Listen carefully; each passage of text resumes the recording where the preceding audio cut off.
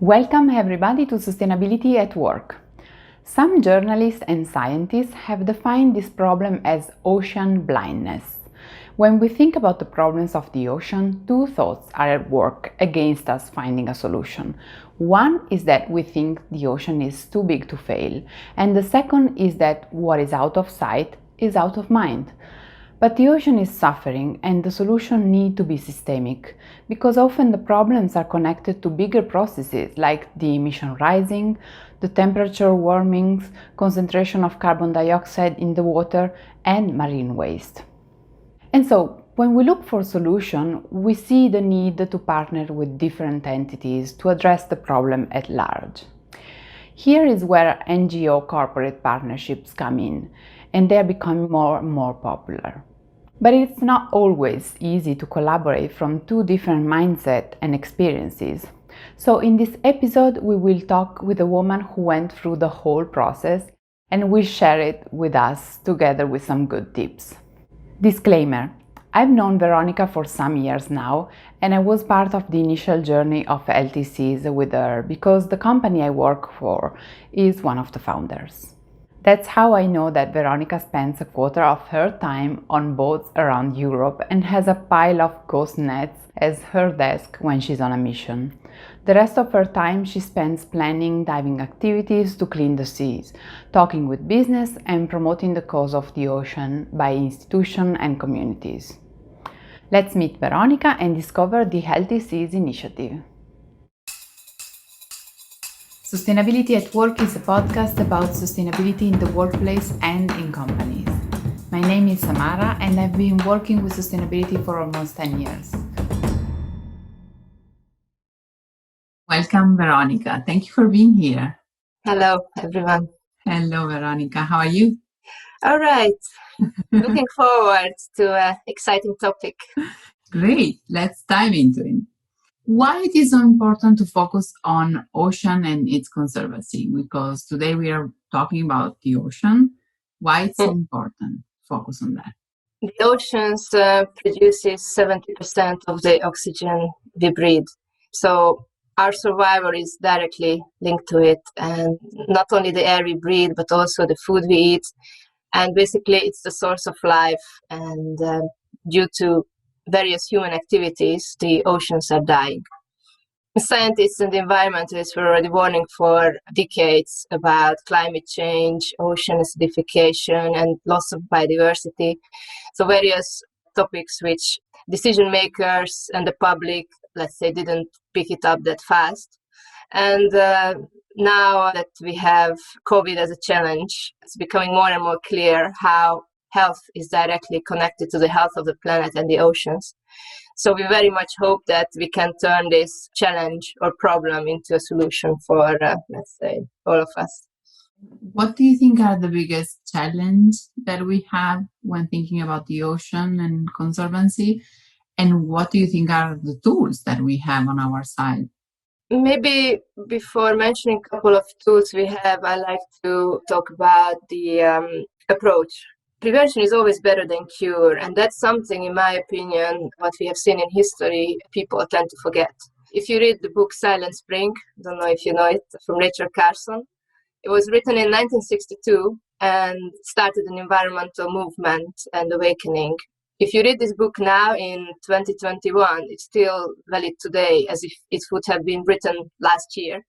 So in those days, people were polluting the planet with DDT, with an indiscriminate use of pesticides. And nowadays they do it with GMOs, so not even knowing what it's going to cause on long term. So most policymakers, businesses, decision makers think on a very, very short term and choose tools and solutions which are not solving problems, but creating even more problems later on.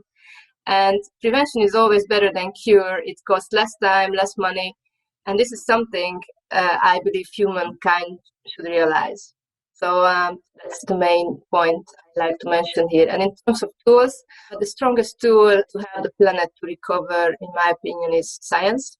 For example, now that we can recycle all the fishing nets thanks to the technology and create beautiful new products from it. It's also a huge achievement in science, and we're going to talk about it in a bit. Besides science, social media and forums like this podcast build awareness about certain issues.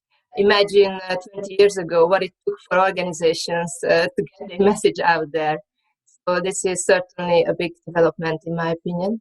And on the flip side, the biggest threat to these efforts is our consumer culture or throwaway society. So we live to consume, and we need more education, more eco-design, and more legislation.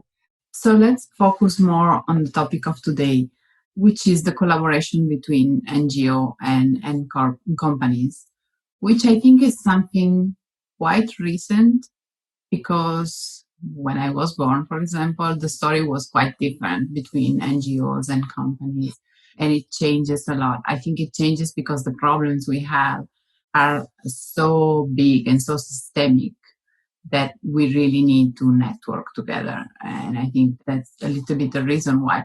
But what it means to collaborate between NGOs and companies. And in a few weeks, you're going to tell us the story of one big example that you have been following for years, but what it means. Goals can be the same, the mindset is different. I personally like the dynamic a lot more between an NGO business cooperation than, for example, when NGOs are trying to cooperate with policymakers or civil servants, municipalities or governments. Those processes can be extremely lengthy and inefficient, in my opinion. So a dynamic and fast responding relationship between NGOs and companies is a good relationship. And I believe the key is to share a common goal. So we can overcome challenges of different mindsets, different way of working, as long as we have a common goal. And that's absolutely a nice example. What I like to share with you is the one of Healthy Seas. It's a partnership of non-profits and businesses working towards the same aim, better planet, healthier seas, while learning by doing and being open to new partners and creative ideas. The recipe for such a collaboration, in my opinion, is balance. So the best thing, just like in a marriage, when there is sort of equality, none of the parties depend on the other more than each other. So doing great things separately from each other and then come together in a storyline of Healthy Seas, it's like pieces of puzzle, and we further strengthen and inspire each other. This collaboration is also something which is totally bottom-up approach. So there was no call for proposals, no deadline, no EU or government funding, also no political agendas, just simply interested parties, non-profit and businesses who can create collaboration for mutual benefits. Looking into the same direction together naturally and not by force, let's say. That's what I believe is the key in our success. So tell us a little bit more about Healthy Seas and what you do and who is inside this initiative. Healthy Seas has 3 funding partners, a non-profit organization of volunteer divers, and 2 sustainable businesses. The mission is to recover waste, marine litter from the sea, more specifically, but also on land together with fishermen working on prevention. And from these 2 sources, thanks to our partners, the recovered fishing nets will be regenerated into brand new yarn called Econil, which is the basis of various new products what our partners use. And from the first beginning, these, let's say, 3 parties decided to create an open initiative, a platform which other businesses or non-profits can join.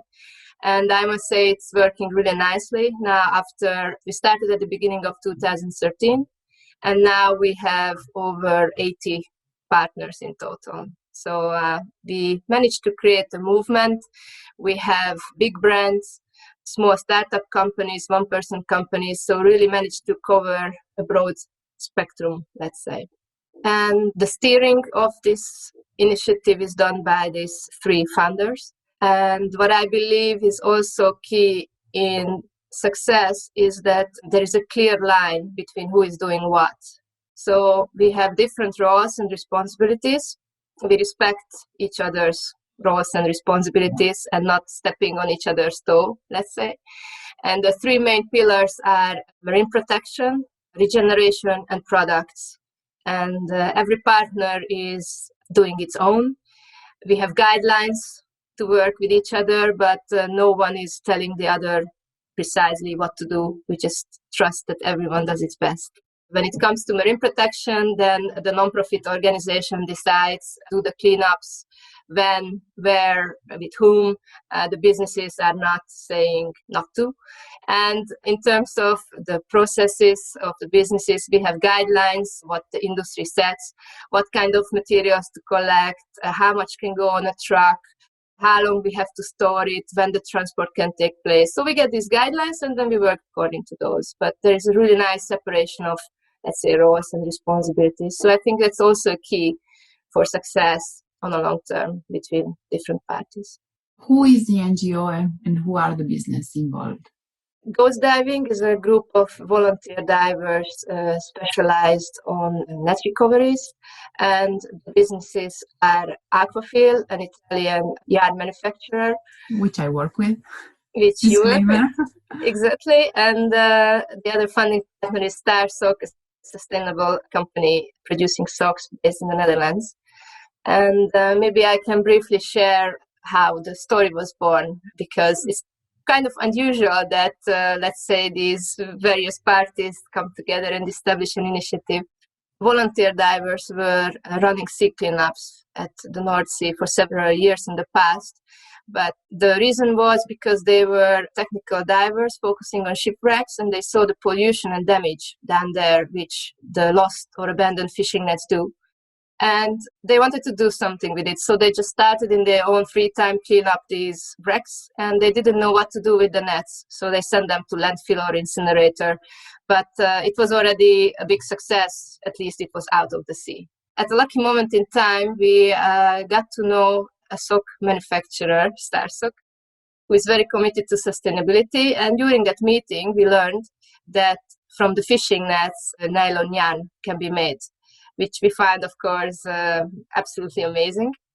And then together, we approached the yarn manufacturer company, Aquafil. That was at the beginning of 2013. And during the very first meeting, the storyline Healthy Seas, A Journey from Waste to Wear was born. So basically, we realized that we are doing good things separately from each other, all three parties. So why not come together and further strengthen and inspire each other? So that's exactly what happened.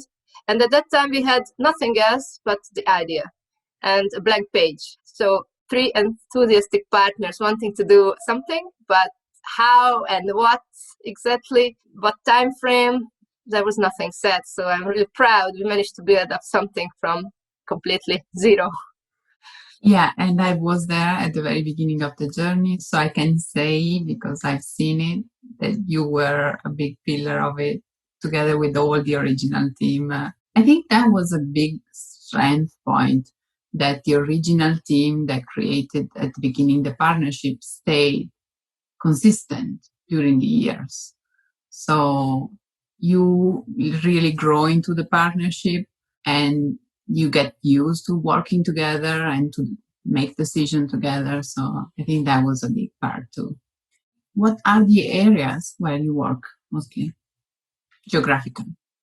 Yeah, and this cooperation is really inspiring and successful, in my opinion, because every partner brings in its own expertise, enthusiasm, and like I said at the beginning, we share a common goal.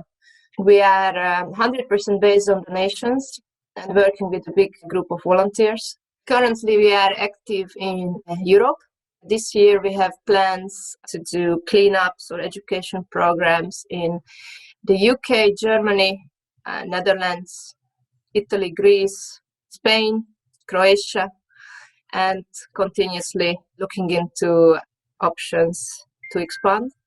In New Zealand, we are active since 2 years. Also, from this year, we expand to Africa, to Egypt.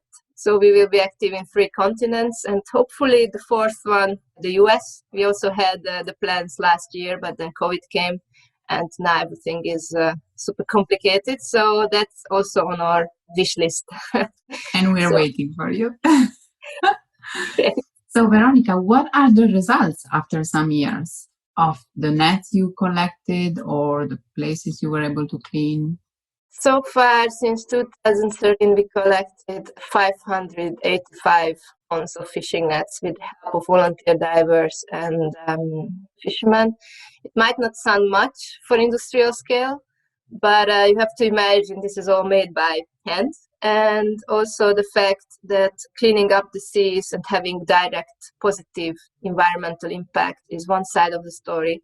The other one is that thanks to these activities, we can create a lot bigger awareness and attention rather than just the industrial processes which would take place behind the walls of a factory. So let's say we have two main goals to achieve with these cleanups, and awareness raising attention is certainly one which this amount of nets also help us to create. Last year we worked with over 200 volunteer divers and currently 950 fishermen or fish farmers in these countries which I mentioned. So the figures are one thing for the success, and the other thing is the, let's say, non-measurable impact we can create through communications and education programs. But we believe in both measures. So you're working with a lot of volunteers, as you mentioned. How do you keep them motivated? Also because you're working with people from different countries. How do you keep them connected always and motivated? In terms of the divers, I think it's relatively easy because divers like to dive and they like to do cool projects. So we don't really have a problem or challenge to motivate them. They are genuinely motivated to do exciting projects with us, and we do regular cleanups in all these countries where the teams operate on their own. And a couple of times a year we also have so-called main events when it's lasting for multiple days or a week, and it really has either an iconic location or a very interesting story behind the wreck or the cleanup. So we are trying to keep them motivated with these events so they can have the dive of their life. And luckily it works, because even projects which we did 3-4 years ago, people are still talking about it. So I think giving them this little extra for their professional interests, that's the key to keep volunteers' attentions alive.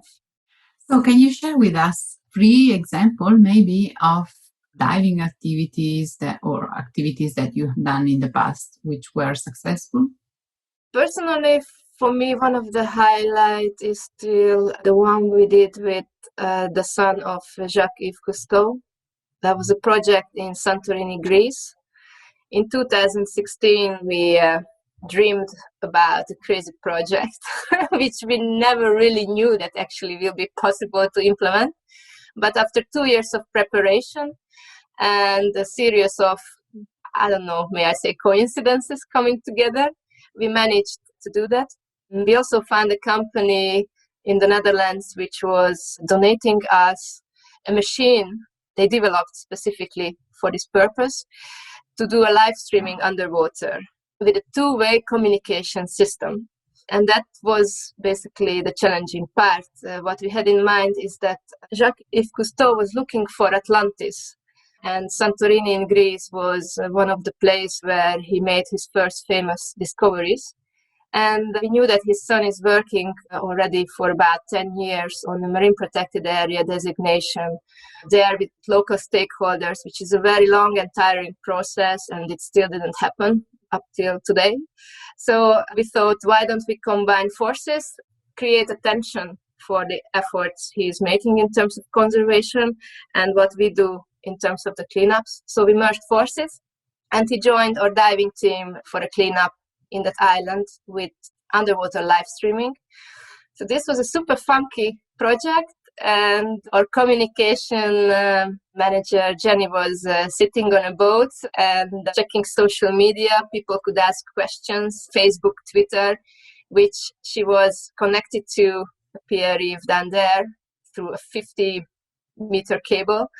And he was answering on the depth of the Aegean Sea, the questions people raised through social media, and had about half an hour live streaming this way.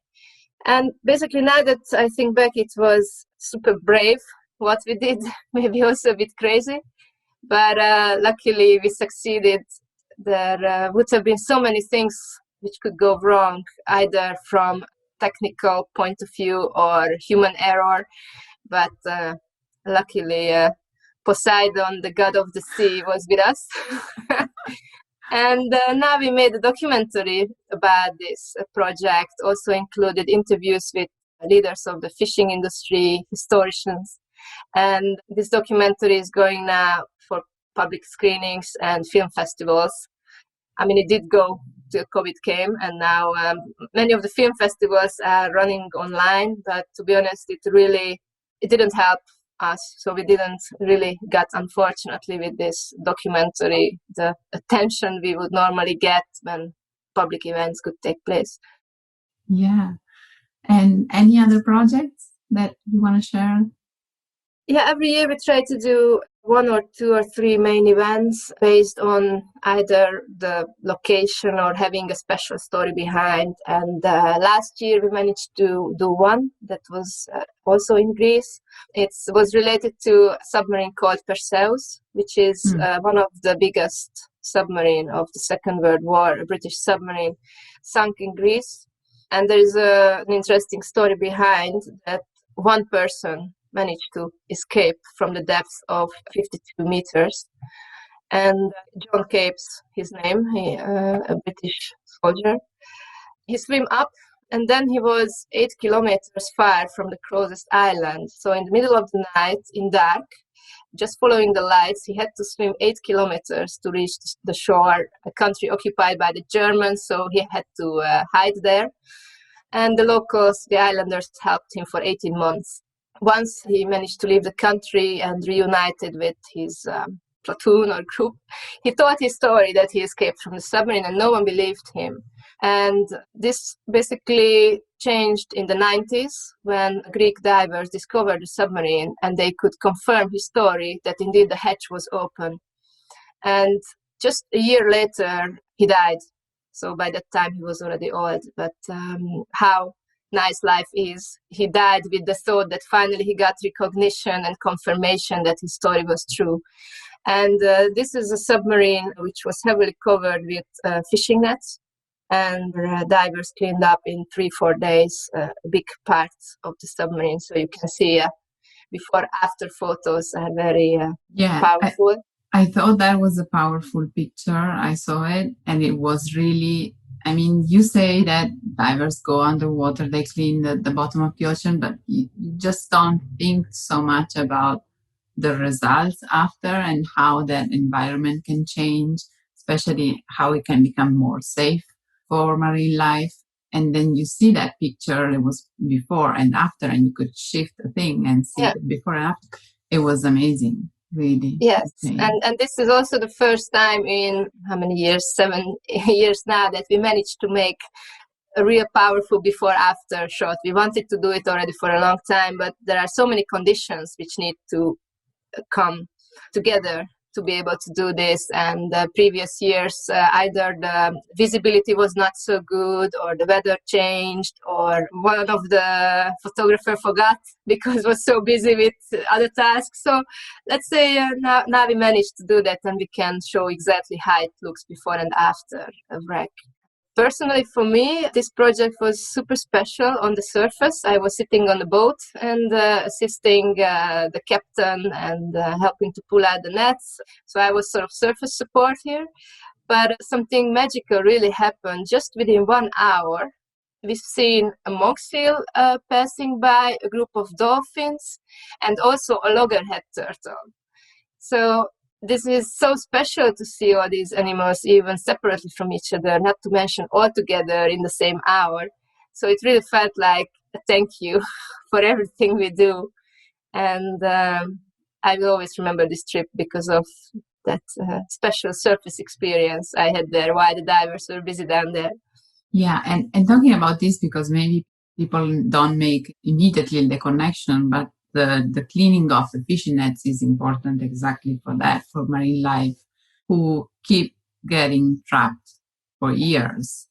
And I know that some divers from LTCs were able to sometimes, rarely, but to free some live animals who were still trapped in the nets, which I guess it's rare because you have to be there at the right time in the right place. So exactly, and also we never know how much we prevent to become trapped. We don't have dolphins or turtles alive rescue experience, but we do other type of animals like different type of fish. We had jellyfish, also starfish, so even some really, I would say, unexpected ones. And the important thing is that these nets then there create a circle of death. So you might not see, but if a fish is standing there, a seal will approach it because it's easy food. And then the seal gets entangled themselves. So it's really important that whatever we can, we release and remove in order to prevent bigger animals to get entangled, die, or suffer. So talking about prevention, I think it would be nice to mention that you also do some activities with the schools, which I think is very important because, as I said, I think in another episode, I think we are not really answering to the young generation and what they're asking from us now as for action. So how are kids reacting in the school and when you tell the story and when you share the journey of LTCs with them? They love it and they understand it surprisingly good and fast. Even the part of connecting marine protection to circular economy, what is recycling, regeneration, upcycling, all these things, they're really engaged, and we have interesting school programs with interactive games, so not only presentations, but engaging them, making artworks, or just participating in some games, meeting the divers. And we hear back from the parents that these kids keep talking even at the dinner table about their school programs. And the only thing they complain is that it was too short. So we have really the luck to get their attention and interest relatively easily with this topic. And also that we can connect sometimes nature conservation can be very abstract, but with this healthy seas topic and storyline, we can really grab the audience in an easy way because the story is simple and appealing.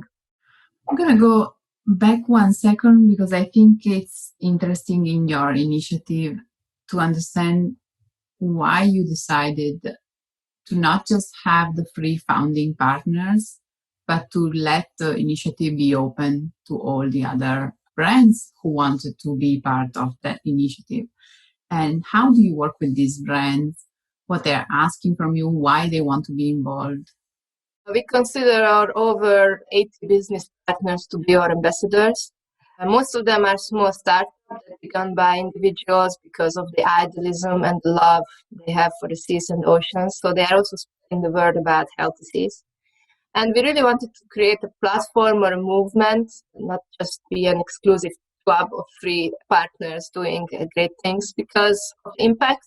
We know that the more businesses or partners are involved, the bigger the impact is also in the fashion industry to spread the word about sustainability.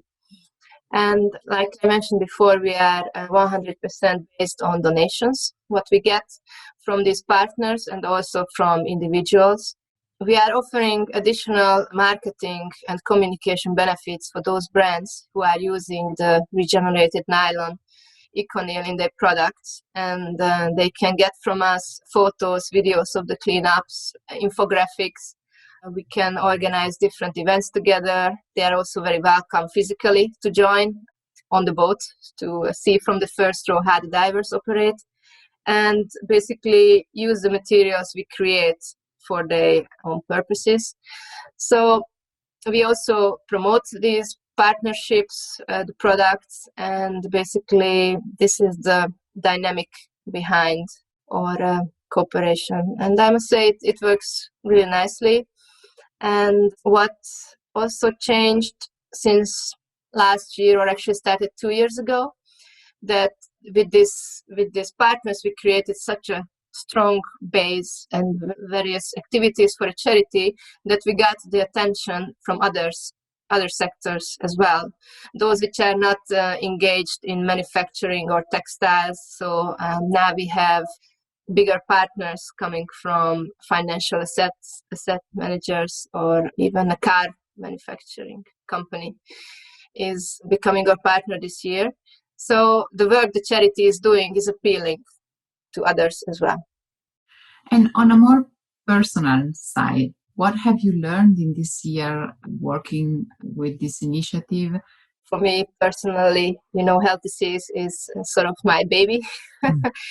And I grew together with it. I was relatively young when I was chosen to be the coordinator of it.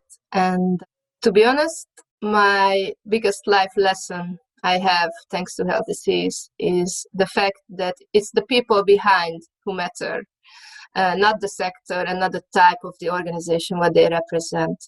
When I was younger, let's say fresh graduate, I finished university and I had the idea that non-profits are good and businesses are bad. Let's say in terms of the values they represent, the way they operate. Obviously, I was very young and I learned that I was wrong. So by now I know that it's not the sector they represent, but really the people behind. And this, I can say, one of my biggest life lessons so far, which I got thanks to health disease. And getting to know all the different people and organizations I came across with. I can also say that one of my biggest disappointments, seeing people in the non-profit environmental sector, especially at big organizations, wanting to become rich and famous instead of caring about the cause. For me, as an idealist, that was, let's say, really hitting my heart. But luckily, I also met truly fantastic businesses and people working for these businesses who care about sustainability, environmental issues, and they truly inspired and impressed me. Yeah, so would you be willing to work for a company now, or you want to stay in the NGO world? Honestly, I think I could do both. It's rather the cause what matters to me. I feel now confident and comfortable in the non-profit world, that I know it better than 10 years ago. But overall, my goal is to make the world a better place, as romantic as it sounds, and also to inspire my family and friends to live more sustainably, become vegan or vegetarian, step out from the consume and consume more circle, use clothes and machines until they got broken. These are the things I stand for, and regardless in which sector I would work, I think I would find a way to be busy with this cause what matters to me. I think this is a nice closing. I just have one question. How do you keep your fuel going? How do you keep your energy, especially in this past year? But anyway. I think I'm really lucky to say that I consider my job also my passion or my hobby. So it's easy to get lost in your work and don't count the hours once you really like what you're doing. On the other hand, that's also the danger of missing out, let's say, other things in life, which I probably do because I'm too much focused. But I think it all comes down to the motivation, whether it's at an individual level or at an organizational level, to make something a success. So as long as you like what you're doing, then it's not difficult to fuel yourself. Great. Thank you so much, Veronika.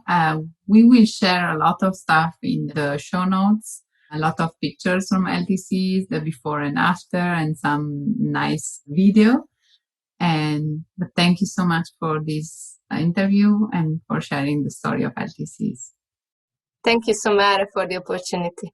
Bye, Veronika. Thank you. Bye-bye. Bye-bye. Thank you for listening to this episode of Sustainability at Work. If you like this episode, please consider rating and sharing it. It will help others to discover it, and the more we are learning about sustainability, the better.